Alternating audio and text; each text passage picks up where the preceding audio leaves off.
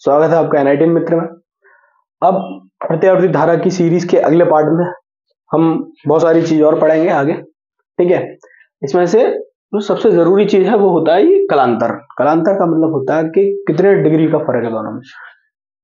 कला एक तरीके से क्या है, कोण ही तो है। हमें क्या करना है, कोण में फर्क ही तो देखना है। कलांतर का मतलब क्या हो, कितने कोण में फर्क है। तो यानी वी आई से कितने ज्यादा है या कितने कम है आई वी से, यानी कम ज्यादा देखना वी और आई में। वी आई मतलब वोल्टेज और धारा, ठीक है। तो रेफरेंस हम लेके चलेंगे वोल्टेज का।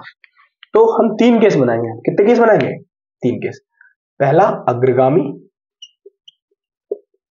अग्रगामी इसको बोलते हैं हम लीडिंग। दूसरा बनाएंगे हम पक्षगामी, इसको बोलते हैं हम लैगिंग,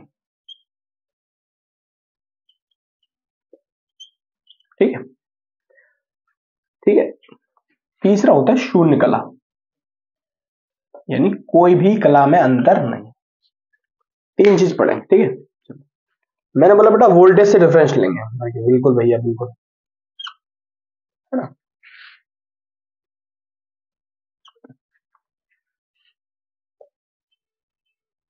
चलो देखो बेटा, मैंने बोला वोल्टेज बना दो जैसा होता है वैसा,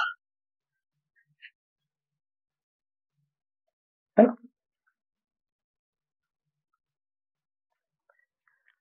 अगर बेटा अग्रगामी, हमेशा याद रखना वोल्टेज को हम जैसा है वैसे छोड़ते हैं। अगर धारा वोल्टेज से कुछ कोण ज्यादा है तो उसको बोलते हैं अग्रगामी। अगर वोल्टेज से धारा कुछ कोण कम है तो बोल देंगे पश्चगामी, यानी लैगिंग, लैग कर रहा है। अगर वोल्टेज और धारा में कोई कला नहीं है, मतलब कोई अंतर नहीं, जैसा वोल्टेज चल रहा है वैसी धारा चल रही है, उसका मतलब बोलेंगे सेम। कैसे पता करेंगे अग्रगामी है, धारा कैसे ज्यादा है, मैं बताता हूँ बेटा। यहाँ पे देखो, जब ये यहाँ पे जीरो है तो वोल्टेज भी जीरो है, लेकिन धारा अगर कुछ भी ज्यादा रही एंगल, मान लो यहाँ पे धारा पहुंच गई, कहां पहुंच गई, थोड़ा सा ऊपर, तो उसको बोलेंगे हम धारा हमारी कैसी है, अग्रगामी। धारा कैसी है हमारी, अग्रगामी, यानी धारा चलेगी कुछ ऐसे, चल गई, यानी इतने एंगल हमारी ज्यादा रही थोड़ी सी। तो ये क्या है, मान लो अगर ये वोल्टेज है और ये क्या हो जाएगी हमारी धारा, ये वोल्टेज है ये। पश्चगामी में क्या हो गया, कुछ पहले, यानी वोल्टेज अगर जीरो है तो धारा की वैल्यू माइनस में चलेगी, यानी माइनस में यहां शुरू कर दें, तो ये हो जाएगी पश्चगामी। क्या हो जाएगी बेटा, पश्चगामी। तो ये होगी पश्चगामी, तो ये क्या होगी पश्चगामी। है भी ये करंट, बट क्या है इससे थोड़ी पहले, ठीक है। मान लो कितने कोण है ये, 5 मान लो, कितने हैं 5, ये है 5। अब यहाँ पे क्या है, कोई कला नहीं, मतलब जहां वोल्टेज भी जीरो है तो करंट भी जीरो होना चाहिए, तो ये कुछ ऐसे चलेगी ना करंट, जैसे कि पहला चित्र में बताया था, मैंने बताया था, समझाया था। तो ये वोल्टेज और ये हमारी करंट, है ना। ये समझ में आ गया, यानी इसमें कोई कला नहीं। यहाँ 5 से क्या है पश्चगामी, यानी धारा पहले 5, यहाँ क्या अग्रगामी, यानी धारा थोड़ी सी 5 एंगल ज्यादा है। इतनी बात दिमाग में बहुत अच्छे से घुस गई होगी बच्चों, मेरे हिसाब से तुम्हें आ गया होगा। अब मैं एक और चीज बता रहा हूं तुम्हें, अगर इसको मैं फेजर के हिसाब से बताऊं, फेजर के हिसाब से मतलब फेजर डायग्राम, इसका फेजर बनाता हूं। क्या बनाता हूं, फेजर। इंग्लिश में ही बताऊंगा इसको, ठीक है बेटा। फेजर, फेजर बनाते हैं।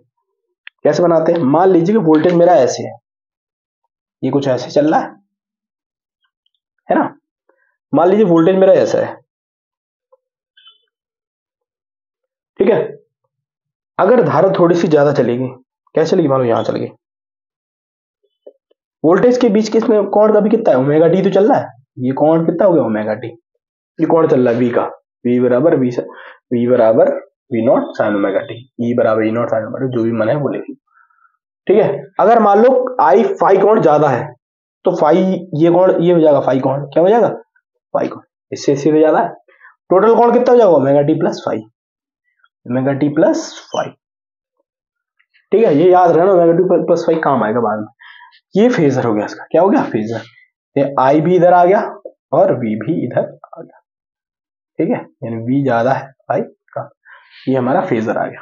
इतनी चीजें हमारे मेरे हिसाब से बच्चों आप लोग को बहुत अच्छे से समझ में आ गई होंगी। अगर इसमें डाउट मत रखना, लैगिंग और लीडिंग समझ लेना बहुत अच्छे से, मेरे हिसाब से समझ में आ जाएगी, है ना। ज्यादा इतना तो बड़ा काम नहीं बच्चा, है ना, ठीक है, ज्यादा सोचना नहीं है, बहुत आसानी से समझ में आएगा।